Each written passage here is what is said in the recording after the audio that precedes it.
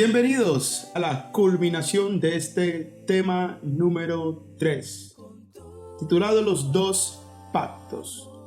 Después de haber visto en la lección pasada lo que es el Antiguo Testamento, en esta oportunidad nos enfocaremos especialmente en el Nuevo Testamento. Así que bienvenidos a este viaje espiritual, el camino al Padre. Sobre tempestad yo volaré, por las aguas yo caminaré,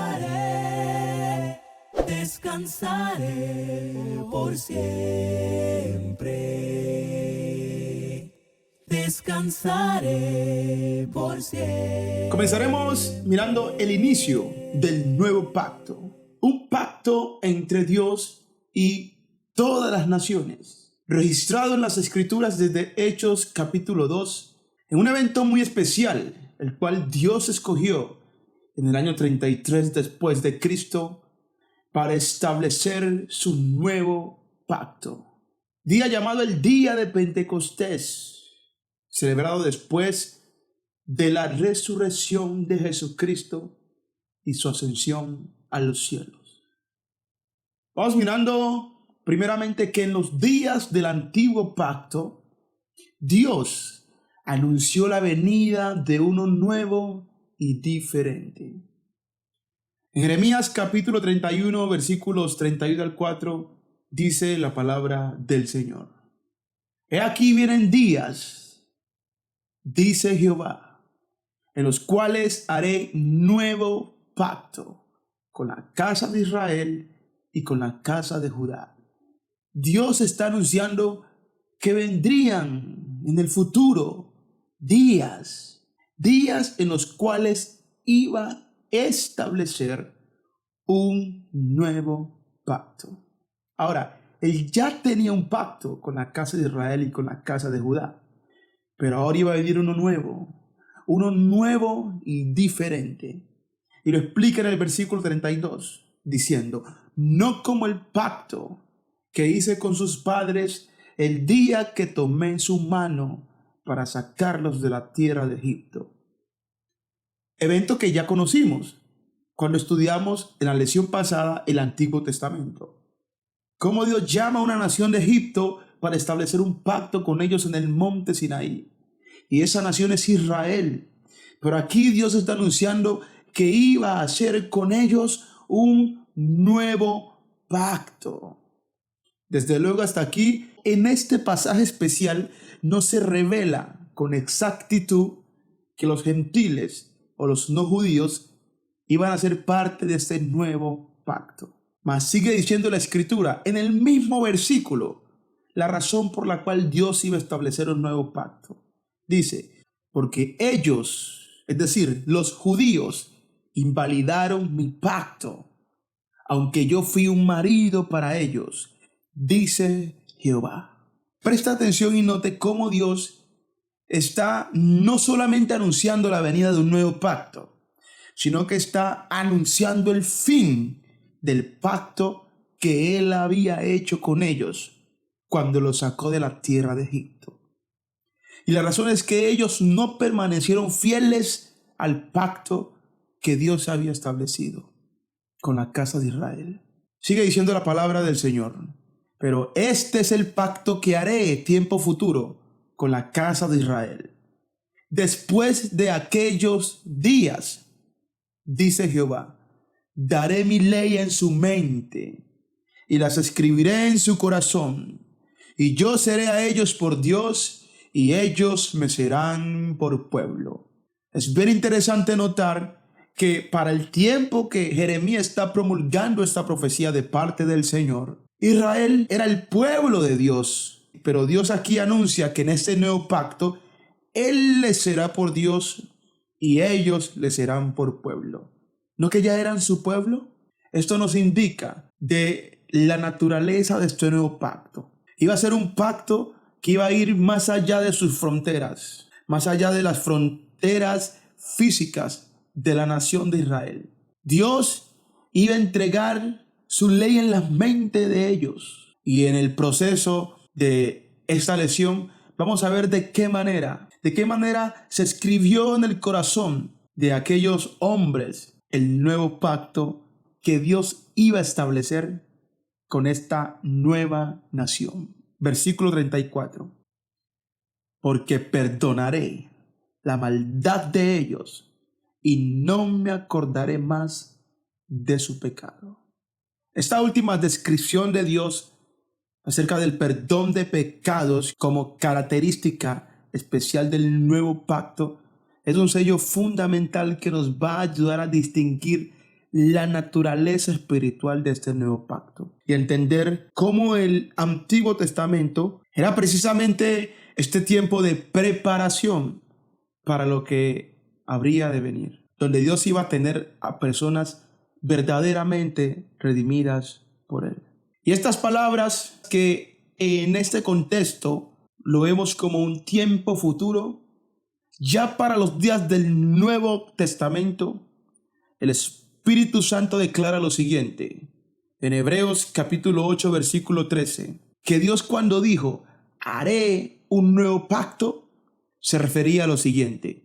Dice la palabra del Señor: al decir nuevo pacto, ha dado por viejo al primero, y lo que se da por viejo y se envejece está próximo a desaparecer. El escritor a los Hebreos, inspirado por el Espíritu Santo, en los versículos anteriores cita la misma profecía de Jeremías y concluye en el versículo 13 diciendo que los judíos debían entender por implicación que cuando Dios dijo nuevo pacto, el que estaba vigente en los días que Jeremías anunció esta profecía, Dios lo estaba dando por viejo, es decir, al primer pacto. Y dice que lo que se da por viejo y se envejece, pues va a desaparecer. Y eso fue lo que sucedió. Cuando llegó el nuevo pacto, el antiguo desapareció. Primeramente desapareció como ley vigente delante de Dios para los hombres. Y más tarde, su culto y todo el sistema de adoración del Antiguo Testamento llegó a su fin. El templo de Jerusalén y centro de la adoración a Dios bajo el Antiguo Testamento fue entonces destruido en el año 70 después de Jesucristo. Ahora, miremos cuándo y dónde comenzó el nuevo pacto. Si usted le prestó atención a cómo desarrollamos la lección anterior, vamos a establecer las mismas preguntas para tener un pensamiento ordenado en cuanto a este tema. ¿Cuándo y dónde comenzó el nuevo pacto? Primeramente, recordemos que fue en el monte Sinaí donde se estableció el antiguo pacto, que se extendió hasta el monte Gólgota con la muerte de Jesucristo. Un pacto establecido entre Dios y la nación de Israel a través del profeta Moisés, y que hoy en día está abolido, hoy ha caducado, es decir, no está vigente delante de Dios. Con ello llegó el nuevo pacto, establecido en el monte de Sión en la ciudad de Jerusalén, que se extiende hasta la segunda venida del Señor Jesucristo.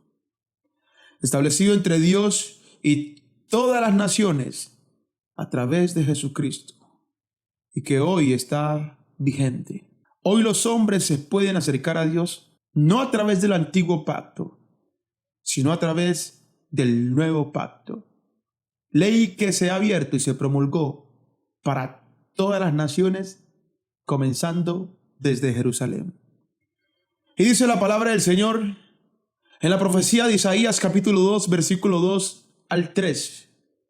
Acontecerá en los últimos días que el monte de la casa del Señor será establecido como cabeza de los montes y será elevado más que las colinas. Y fíjese bien, y correrán a él todas las naciones. Y sigue diciendo la palabra del Señor. Muchos pueblos vendrán y dirán, vengan, subamos al monte del Señor, a la casa del Dios de Jacob, para que Él nos enseñe sus caminos y nosotros caminemos por sus sendas. ¿Se fijan los detalles del versículo? Algo que tenía que ver con una congregación compuesta por todas las naciones, por muchos pueblos. Y esto quiero que sea bien enfático en nuestra mente, porque en los días del antiguo pacto, mientras estuvo vigente el Antiguo Testamento, nunca se dio de que todas las naciones corrieran hacia la casa del Señor. Que en ese entonces la casa del Señor era el templo que estaba en Jerusalén. Templo que hoy ya no existe. Pero mientras estuvo en pie ese templo, nunca muchos pueblos subieron a él. Nunca todas las naciones corrieron hacia esa casa. Nunca sucedió eso. Pero vamos a ver en la historia bíblica, en el desarrollo del nuevo pacto, cuando sí todas las naciones y muchos pueblos corrieron hacia la casa del Señor. Pero si usted está leyendo el versículo en su Biblia, usted se podrá dar cuenta que el versículo no termina allí. Es que lo interesante del pasaje es cómo termina el versículo número 3 y da la razón por la cual todas las naciones y muchos pueblos irían a la casa del Dios de Jacob, irían a la casa del Dios verdadero, irían a la casa del Señor. Y dice la palabra: porque de Sión saldrá la ley, y de Jerusalén la palabra del Señor. ¿Ve? De Sión, del monte Sión, saldrá la ley, y de Jerusalén la palabra del Señor. Sión hace alusión a Jerusalén, porque la nación de Jerusalén fue edificada sobre el monte de Sión. De allí iba a salir la ley, de allí iba a salir la palabra del Señor. Y usted le debe prestar mucha atención a ello, porque para cuando Isaías promulga esta profecía de parte de Dios, ¿acaso no había ley en Sión? ¿Acaso no había ley en Jerusalén? ¿Acaso no había ley en toda Israel? ¿Acaso no había palabra del Señor en el pueblo judío? Entonces, ¿cómo que saldría una ley? ¿Cómo es que saldría la palabra del Señor? Es que como profetizó Jeremías, Dios iba a establecer un nuevo pacto. Y en cada pacto hay términos y condiciones. Entonces, con el nuevo pacto vendría una nueva ley. Vendría nueva palabra del Señor para el pueblo que iba a ser de Dios en el establecimiento de este nuevo pacto. En Lucas capítulo 24, después de que Jesús, el Hijo de Dios, resucita de entre los muertos, dice el versículo 46: y les dijo: así está escrito, y así fue necesario que el Cristo padeciese y resucitase de los muertos al tercer día. ¿Y qué más? ¿Qué más estaba escrito? No solamente estaba escrito que el Señor iba a morir y que iba a resucitar de entre los muertos, sino que también estaba escrito que se iba a predicar en su nombre el arrepentimiento y el perdón de pecados. ¿En cuántas naciones?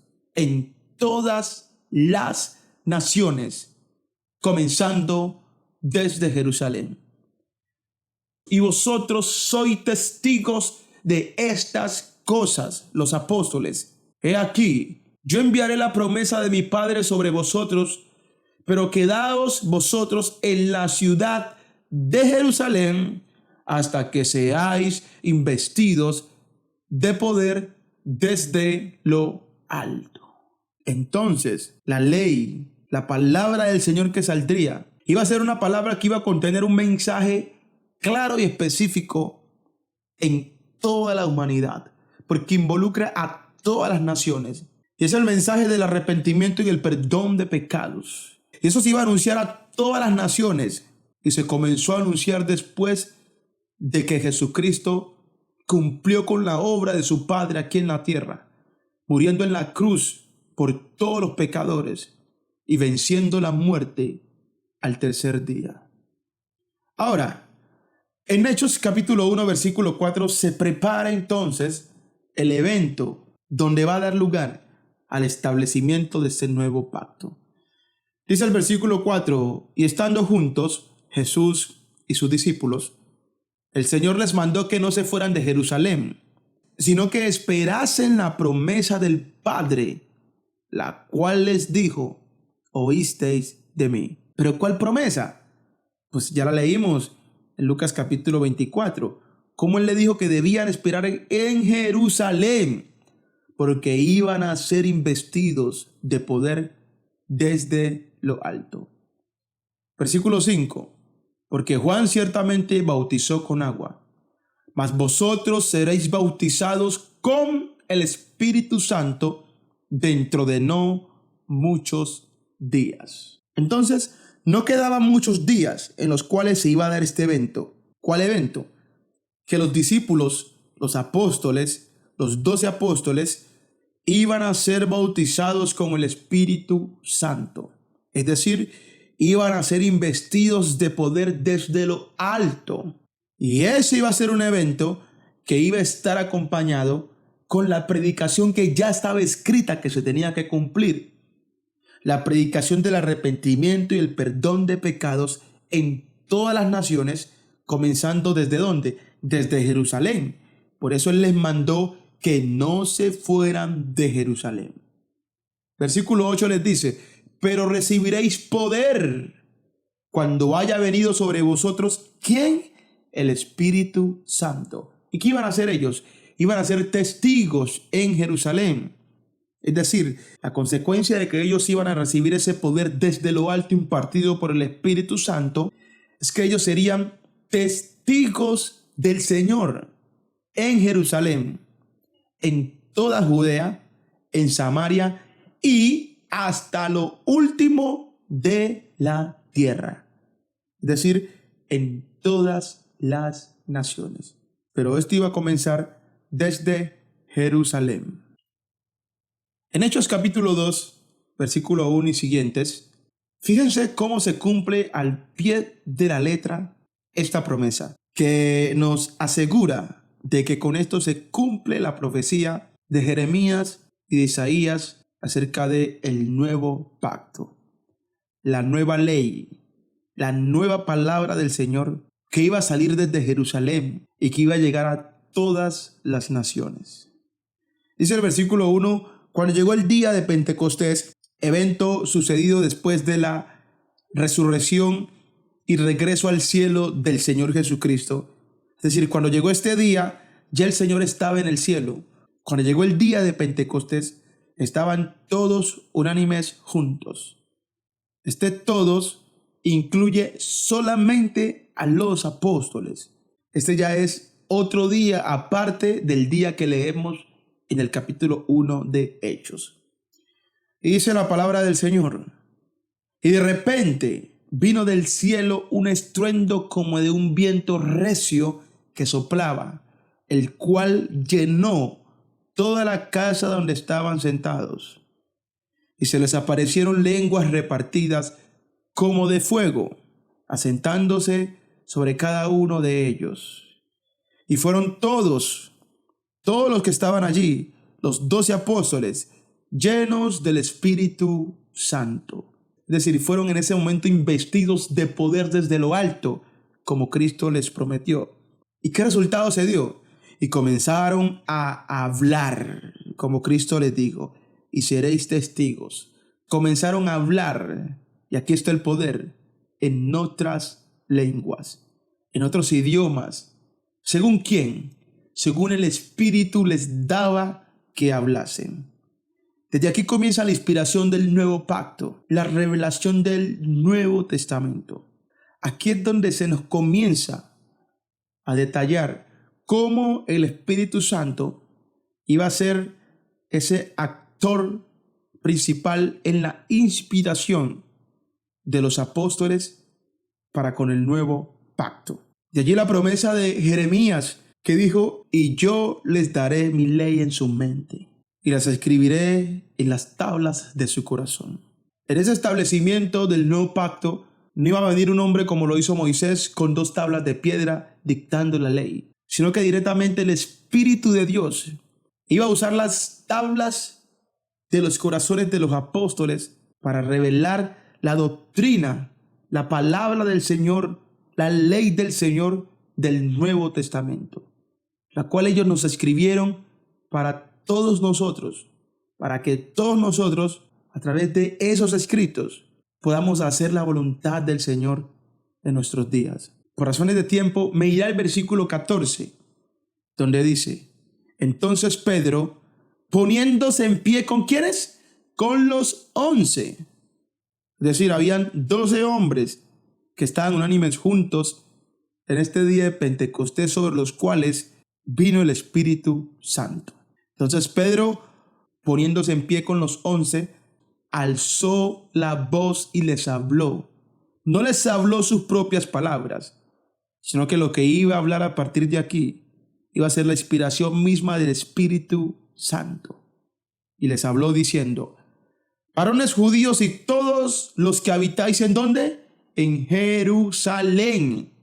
Esto os sea notorio y oíd mis palabras. Palabras que vienen directamente de la mente de Dios, profetizada por Jeremías y el profeta Isaías. Y de todo lo que dice Pedro en ese discurso, me remito al versículo 32 cuando dice: a este Jesús resucitó Dios, de los cuales todos nosotros somos testigos. ¿Ve? Aquí se cumple la promesa. Cristo les dice: y ustedes seréis testigos. ¿Cuándo? Cuando sean investidos de poder del Espíritu Santo, cuando sean bautizados con el Espíritu Santo.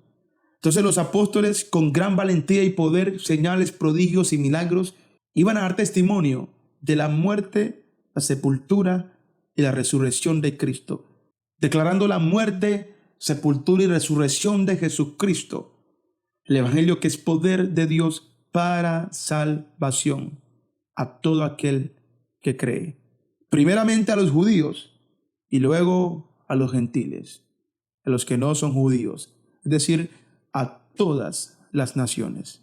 Y sigue diciendo Pedro acerca de Cristo, que exaltado por la diestra de Dios y habiendo recibido del Padre la promesa del Espíritu Santo, ha derramado esto que vosotros veis y oís. Y en el versículo 36 dice: sepa pues ciertísimamente toda la casa de Israel que a este Jesús, a quien vosotros crucificasteis, Dios le ha hecho Señor y Cristo. A ese que ustedes levantaron en un madero, a ese que fue escupido y maltratado, ese ahora es el Señor. A ese hay que obedecer. Ese es el gran amo, el rey, el Mesías, el ungido, el Salvador, aquel de que hablaban los profetas, que iba a redimir a Israel. Él es el Señor y está a la diestra de Dios Padre. Va a juzgar a los vivos y a los muertos. Y presta atención todo lo que provocó la predicación de este evangelio el primer día que fue anunciado. Dice el versículo 37: al oír esto, la multitud que estaba allí en ese evento en el día de Pentecostés se compungieron de corazón. Sintieron profunda tristeza por lo que oyeron en esa mañana. Y dijeron a Pedro y a los otros apóstoles: varones hermanos, ¿qué haremos? ¿Qué podemos hacer? Y la inspirada respuesta del apóstol dice de la siguiente manera: Pedro les dijo: arrepentíos y bautícese cada uno de vosotros en el nombre de Jesucristo, es decir, por la autoridad de Jesucristo, del Hijo de Dios, del que ahora es Señor y Cristo. ¿Para qué? Para perdón de los pecados, y recibiréis el don del Espíritu Santo. ¿Recuerda lo que Cristo dijo? Que estaba escrito que se predicase en su nombre el arrepentimiento y el perdón de pecados, comenzando desde Jerusalén. Y recuerda lo que había dicho Isaías, que de Sión saldrá la ley y de Jerusalén la palabra del Señor. Esa palabra entonces salió desde este día, cuando llegó el día de Pentecostés, después de la resurrección y el regreso del Señor a donde su Padre Celestial. Habiendo entendido esto, vamos a hacer una recapitulación. En Hechos capítulo 2, versículo 1 leímos: cuando llegó el día de Pentecostés, ¿ve? Estaban todos unánimes juntos. Versículo 14.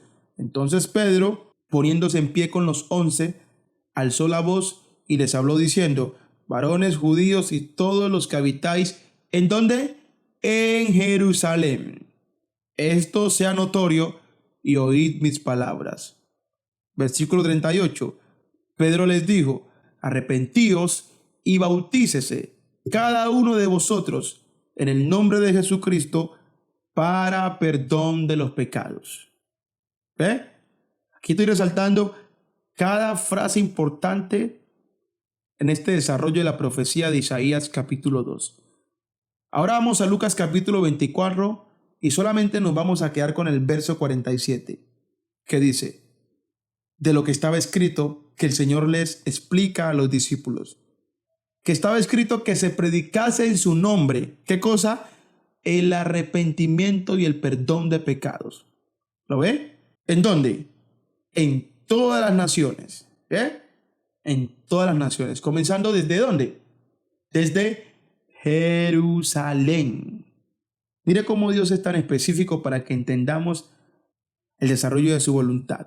Y ahora en Isaías capítulo 2, versículo 3, pues leemos lo que dice. En el versículo 2, que acontecerá en los últimos días. Como podemos ver allí, estos últimos días comenzaron con el día de Pentecostés. ¿Y qué iba a pasar? ¿Qué iba a acontecer en esos últimos días? Que iban a correr a él, a Dios, todas las naciones.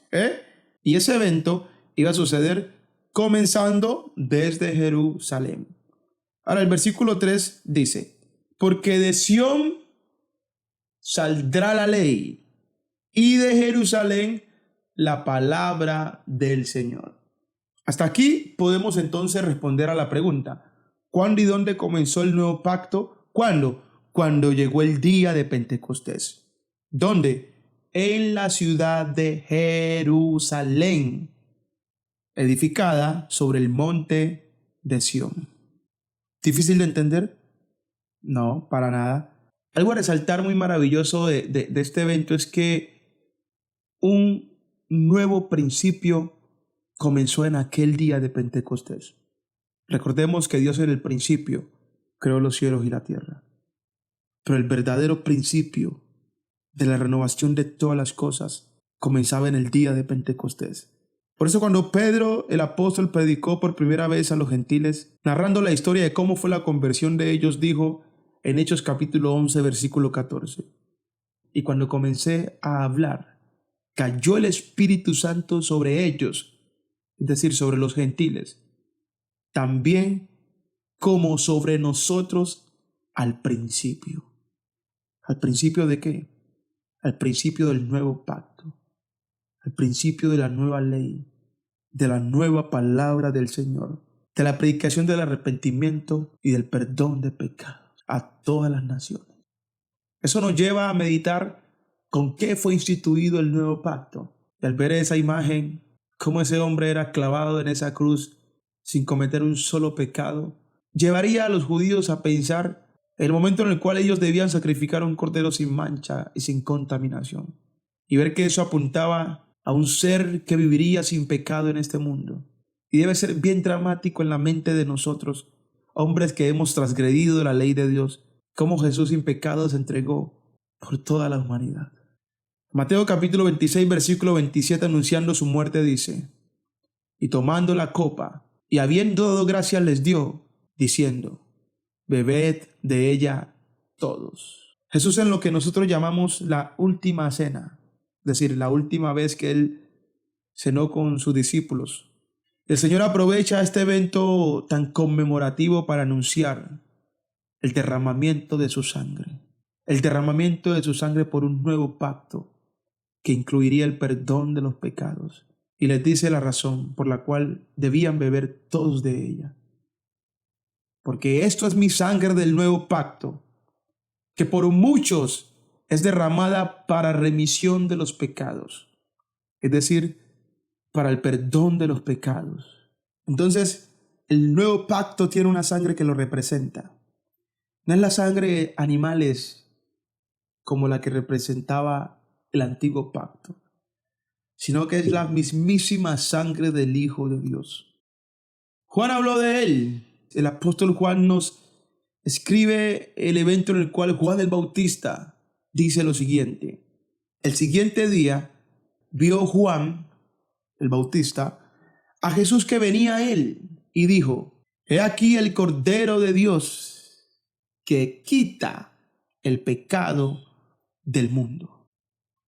En Hebreos capítulo 12, versículo 22 al 24, mire cómo se describe la sangre de Jesucristo. Dice el versículo 22, hablándole el Espíritu Santo al pueblo de Dios del Nuevo Testamento.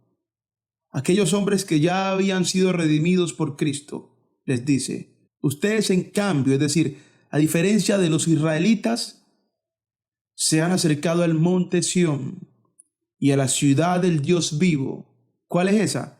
La Jerusalén celestial, y a miriadas de ángeles, a la asamblea general e iglesia de los primogénitos que están inscritos en los cielos, y a Dios, el juez de todos, y a los espíritus de los justos hechos ya perfectos, y a Jesús, el mediador del nuevo pacto.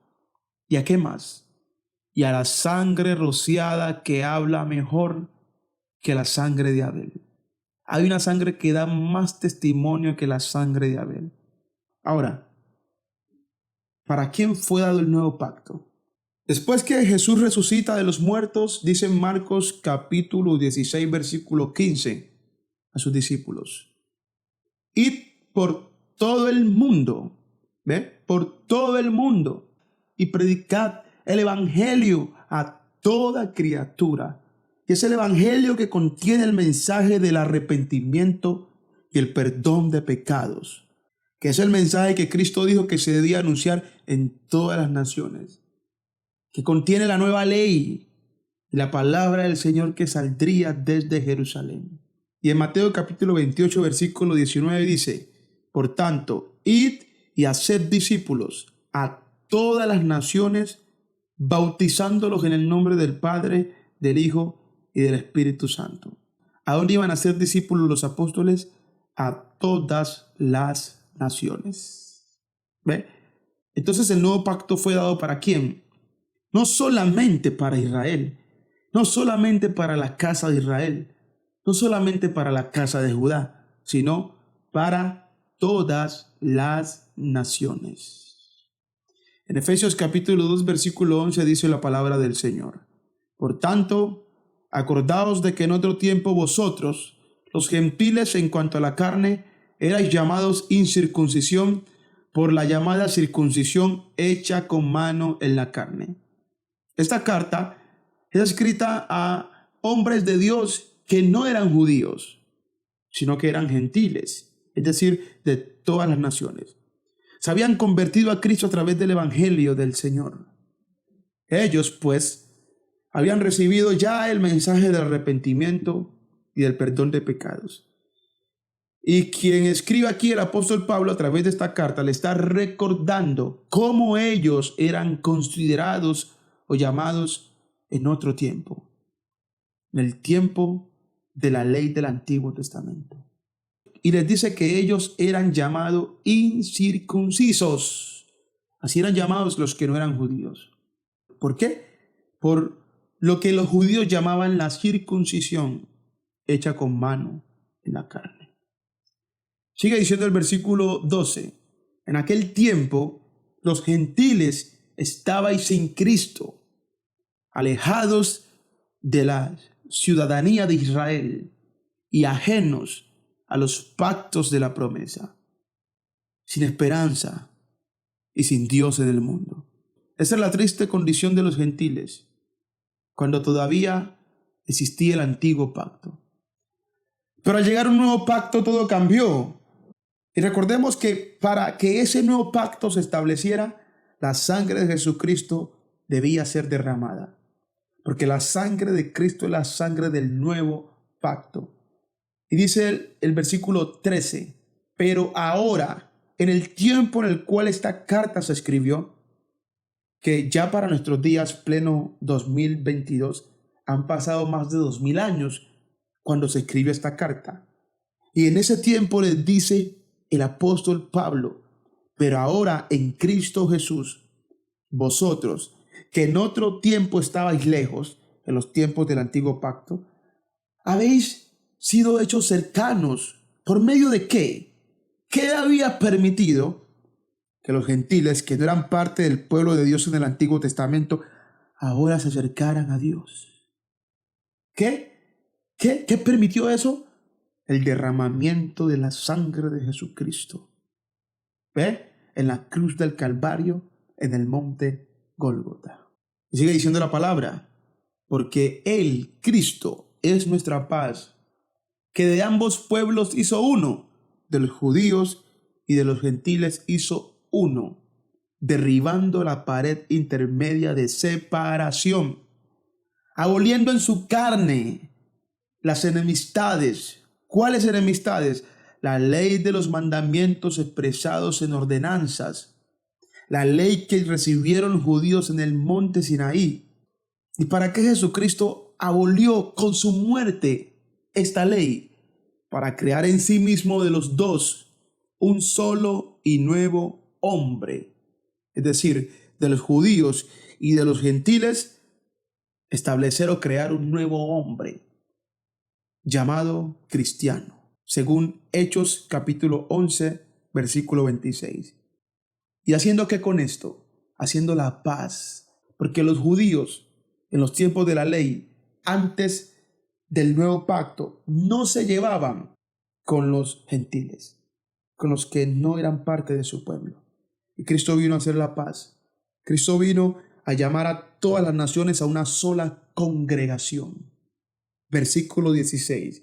Y mediante la cruz reconciliar con Dios a ambos, a los judíos y a los gentiles, en un solo cuerpo, que la Biblia lo llama iglesia, según Efesios capítulo 1, versículo 22 al 23. Matando en ella, en la cruz, matando en esa cruz las enemistades, todo aquello que separaba a los judíos de los gentiles y viceversa.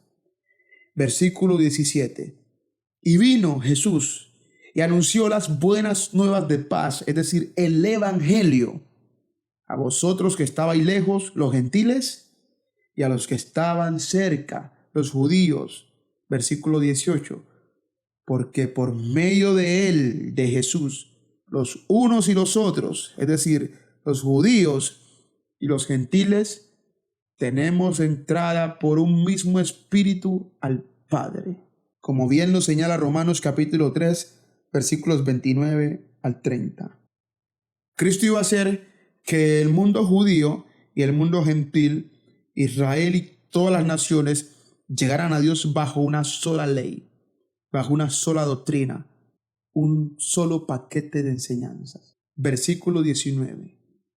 Así que la conclusión: ya no sois los gentiles extranjeros ni advenedizos, es decir, allegados, sino conciudadanos de los santos. ¿Cuáles santos? Los fieles hermanos en Cristo, según Colosenses capítulo 1, versículo 2. Entonces vinieron a ser conciudadanos de los santos. ¿Y qué más? Y miembros de la familia de Dios, edificados sobre el fundamento de los apóstoles, quienes recibieron la revelación del Espíritu Santo, y profetas, siendo la principal piedra del ángulo Jesucristo mismo. Ya no la ley de Moisés del Antiguo Testamento, sino la ley de Cristo. Iba a ser la base de la creación de este nuevo pueblo, la iglesia, de este nuevo hombre, el cristiano, del Nuevo Testamento, por la sangre preciosa de Cristo. Entonces, el Nuevo Testamento fue dado para los judíos y los gentiles. Seguimos. ¿Qué mandamientos incluye el nuevo pacto? Desde luego que muchos, igual que el Antiguo Testamento. Pero principalmente el nuevo pacto comienza con los mandamientos que incluye el Evangelio de Jesucristo. Por eso dice Pablo: porque no me avergüenzo del Evangelio, porque es poder de Dios para salvación a todo aquel que cree, al judío primeramente y también al griego o al gentil. Entonces, Todos los pecadores que quieran acercarse a Dios bajo el nuevo pacto deben comenzar con oír y creer el Evangelio de Jesucristo, del cual estaremos hablando específicamente en lecciones posteriores. El nuevo pacto también incluye todas las cosas que necesitamos para hacer la voluntad de Dios.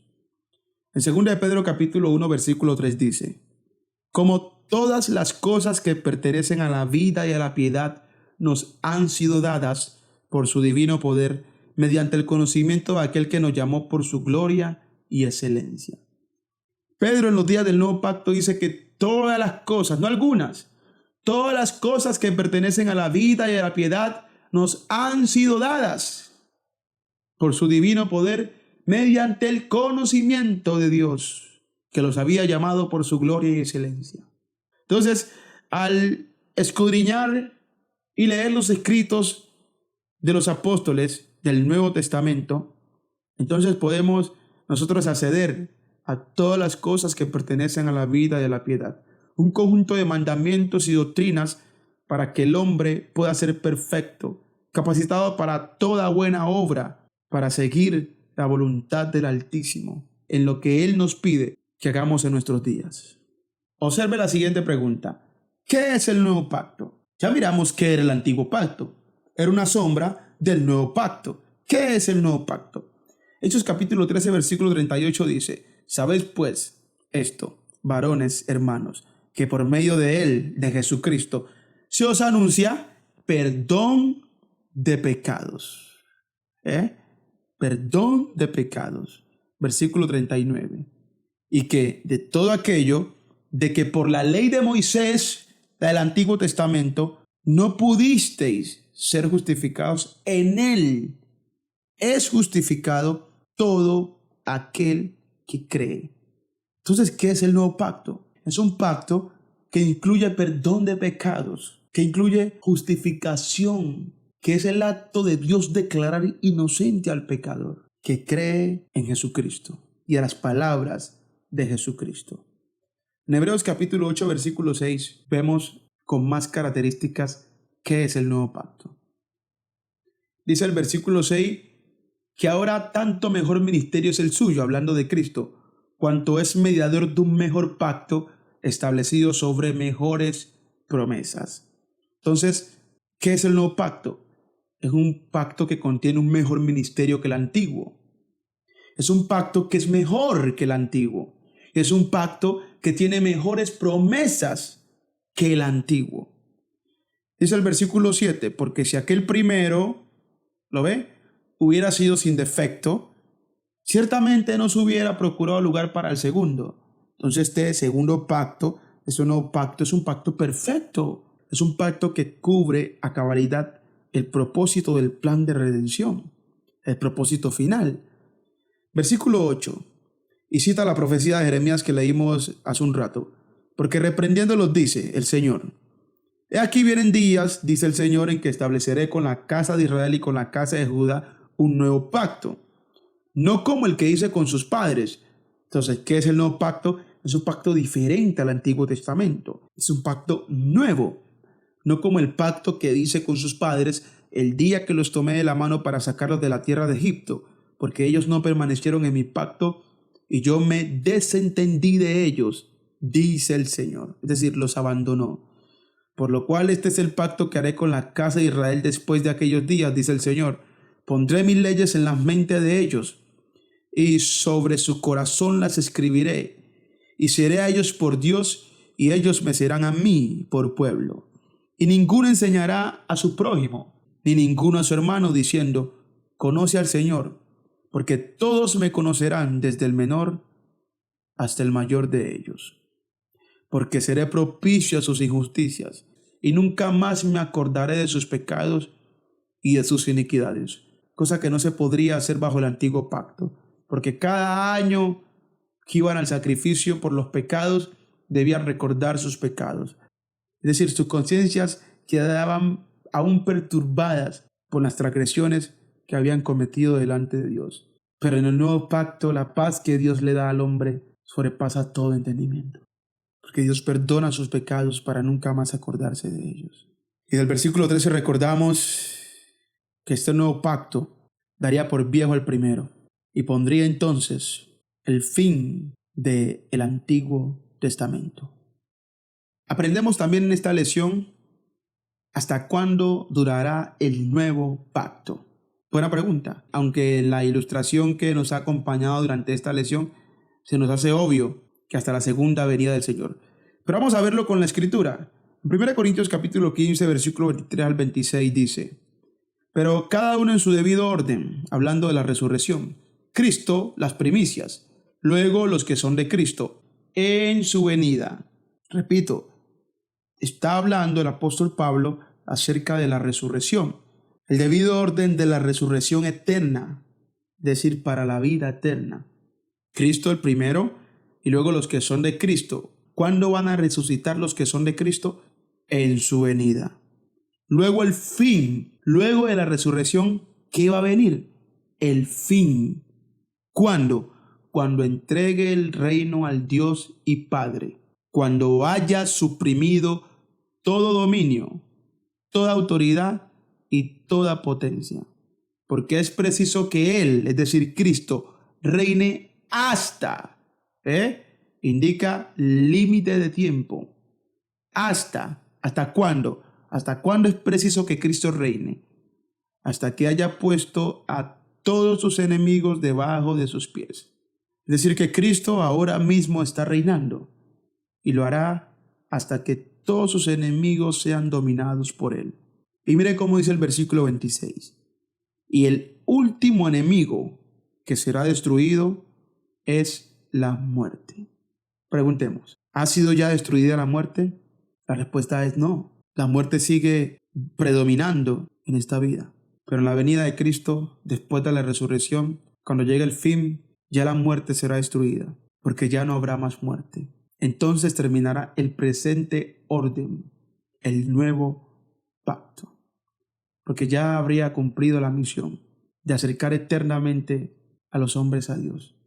Por eso en Hebreos capítulo 9, versículo 27 dice: y de la manera que está establecido para los hombres que mueran una sola vez y después de esto el juicio, así también Cristo fue ofrecido una sola vez para llevar los pecados de muchos y aparecerá por segunda vez sin relación con el pecado, es decir, ya no para volver a morir nuevamente, sino para salvar a los que le esperan. Y aquellos van a ser resucitados y vendrá el fin. Y el nuevo pacto ya no será necesario, porque finalmente habrá cumplido con su misión de redimir a todos los hombres a través del Evangelio de Jesucristo. Entonces, ¿por cuál de los dos pactos seremos juzgados en el día del juicio final? ¿Lo seremos por el antiguo o lo seremos por el nuevo pacto? Leámoslo en las mismísimas palabras de Jesucristo. En Juan capítulo 12, versículo 48, dijo el Señor: el que me rechaza y no recibe mis palabras, las cuales están escritas en el Nuevo Testamento, el que rechaza sus palabras tiene quien le juzgue. La palabra que he hablado, ella le juzgará en el día postrero, en el día final. No seremos juzgados por las palabras de Moisés, que están en el antiguo pacto, sino que seremos juzgados por las palabras de Cristo, que están en el nuevo pacto. Dice el versículo 49, la explicación: porque yo no he hablado, dice el Señor, por mi propia cuenta. El Padre que me envió, Él me dio mandamiento de lo que he de decir y lo que he de hablar. Y sé que su mandamiento es vida eterna. Así pues, lo que yo hablo, lo hablo como el Padre me lo ha dicho. Entonces esta palabra del nuevo pacto nos va a juzgar. Seremos juzgados por el Nuevo Testamento. Allí está el mandamiento de vida eterna que Cristo vino a dar a toda la humanidad. En Gálatas capítulo 6, versículo 2 dice: y sobrellevad los unos las cargas de los otros y cumplid así la ley de Cristo. Esa es la ley que hay que cumplir hoy en día. La ley de Cristo, la del Nuevo Testamento. Santiago capítulo 2, versículo 12 dice: así hablad y así haced, como los que habéis de ser juzgados por la ley de la libertad. La ley que produce libertad a los hombres de sus pecados es la ley de Cristo. Y por ella debemos ser juzgados. Por ella vamos a ser juzgados. entonces hay que hablar y hacer como ella manda, porque ella nos va a juzgar en el día del juicio final. Apocalipsis capítulo 20, versículo 11 dice: y vi un gran trono blanco, y al que estaba sentado en él, de delante del cual huyeron la tierra, el cielo, y ningún lugar se encontró para ellos. Y vi a los muertos grandes y pequeños de pie ante Dios, y los libros fueron abiertos. Y otro libro fue abierto, el cual es el libro de la vida. Y fueron juzgados los muertos por las cosas que estaban escritas en los libros, según sus obras. Y el que no se halló inscrito en el libro de la vida fue lanzado al lago de fuego. Todos aquellos que no obedezcan las palabras de Cristo no podrán ser inscritos en el libro de la vida y serán lanzados al lago de fuego. Finalmente, usted ya ha entendido claramente que vamos a ser juzgados por el nuevo pacto. Y quiero que a través de esta siguiente pregunta tomemos conciencia de nuestra eternidad, de nuestro andar en esta vida, porque hay consecuencias por no guardar el nuevo pacto. Por eso la pregunta es: ¿cuáles son las consecuencias de no guardar el nuevo pacto? De no guardar las palabras de Cristo. Ya nos dijo que íbamos a ser juzgados por ellas mismas.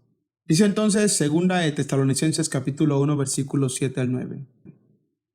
Esto sucederá cuando el Señor Jesús se manifieste desde el cielo entre llamas de fuego, con sus poderosos ángeles, para castigar a los que no conocen a Dios ni obedecen ¿a qué cosa?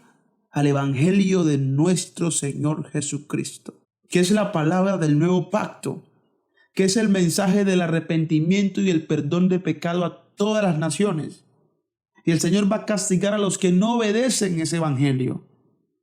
Ellos sufrirán el castigo de la destrucción eterna, lejos de la presencia del Señor y de la majestad de su poder. ¿Qué aflicción vendrá sobre cada alma que rechace la palabra de Cristo y sus apóstoles y que pretenda someterse a una ley que ya no está vigente, como la ley del antiguo pacto? ¿Qué aflicción vendrá sobre aquellos que rechacen la sangre de Jesucristo por contentarse con mandamientos que quieren escoger del antiguo pacto, como guardar el día de reposo, practicar el diezmo, alabar a Dios con instrumentos musicales, cosas que se hacían bajo el antiguo pacto, circuncidarse y muchos otros mandamientos que quieren sacar de allá como si fuesen mandamientos que Dios ha establecido para el hombre que hoy quiere acercarse a Él?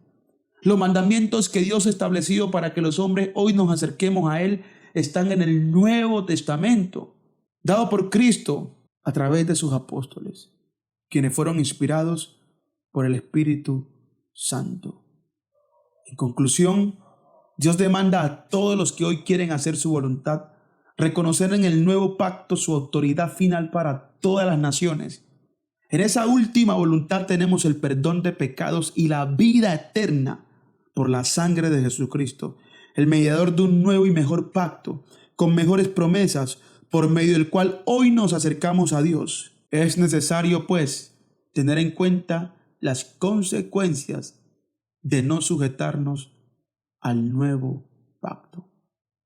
1 Timoteo capítulo 6, versículo 3 al 5 dice: si alguno enseña otra cosa y no se conforma a las sanas palabras de nuestro Señor Jesucristo y a la doctrina que es conforme a la piedad, es decir, para aquellos que el Nuevo Testamento no le es suficiente, sino que quieren agarrarse a mandamientos del Antiguo Testamento, no conformándose a las sanas palabras de nuestro Señor Jesucristo y a la doctrina que sus apóstoles enseñaron, que es conforme a la piedad.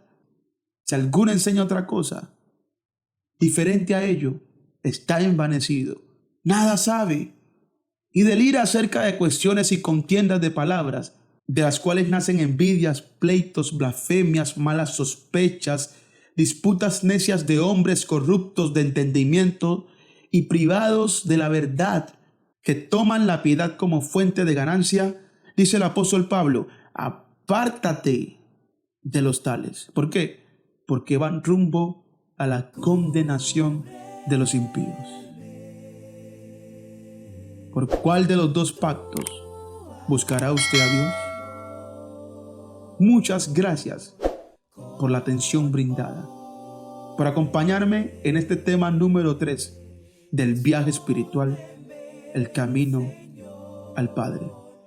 Que el Señor les bendiga. El inmenso mar, sobre tempestad yo volaré, por las aguas yo caminaré,